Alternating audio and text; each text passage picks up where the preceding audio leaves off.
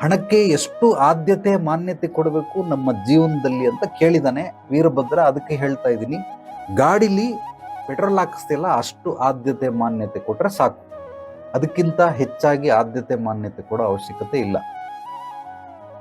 Petrol ಖಾಲಿ ಆಯ್ತಾ, reserve ಬರ್ತದೆ. ರಿಸರ್ವ್ ಬಂದಿದ ತಕ್ಷಣ ಇನ್ನೊಂದು 500 ರೂಪಾಯಿಗೋ 1000 ರೂಪಾಯಿಗೋ ಅಥವಾ ಏನೋ 150 ನಿಮ್ಮ ಹತ್ರ ಎಷ್ಟಿದೆ ಅಷ್ಟು ಹಾಕ್ಸ್ಬೇಕು ಅಷ್ಟೇ. ದುಡ್ಡಿನ ಅವಶ್ಯಕತೆ ಮನುಷ್ಯನಿಗೆ ಎಷ್ಟಿದೆ ಅಂತಂದ್ರೆ, ಪೂರ್ತಿ ಖಾಲಿ ಆದ್ರೆ ತಳ್ಕೊಂಡು ಹೋಗ್ಬೇಕಾಗ್ತದೆ ಗಾಡಿನ. ಪೂರ್ತಿ ತುಂಬಿಸ್ಕೊಂಡ್ಬಿಟ್ರೆ ಬೆಂಕಿ ಹತ್ಕೊಂಡ್ಬಿಡ್ತದೆ.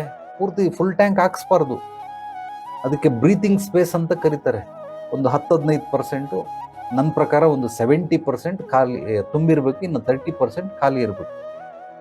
ಆಗ ಬದುಕು ಅತ್ಯದ್ಭುತವಾಗಿ ಸಾಕ್ತಾ ಇರ್ತದೆ. ನನ್ನ ಜೀವನದಲ್ಲಿ ನಾನು ದುಡ್ಡಿಗೆ ಮಹತ್ವ ಕೊಡೋದು ಇಷ್ಟೇ, ಗಾಡಿಲಿರೋ ಪೆಟ್ರೋಲ್ ಇದ್ದಾಗ. ಇದಕ್ಕಿಂತ ಹೆಚ್ಚಾಗಿ ನಾನು ಕೊಡೋ ಅವಶ್ಯಕತೆ ಇಲ್ಲ.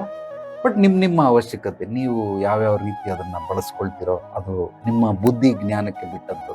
ನನ್ನ ಬುದ್ಧಿ ಜ್ಞಾನಕ್ಕೆ ನನ್ನ ಗುರುಗಳು ಹೇಳ್ಕೊಟ್ಟಿರೋ ರೀತಿಯಲ್ಲಿ ಕೇವಲ ಇದು ಗಾಡೀಲಿ ಪೆಟ್ರೋಲ್ ಇರೋಷ್ಟಿದ್ರೆ ಸಾಕು. ಓಕೆ.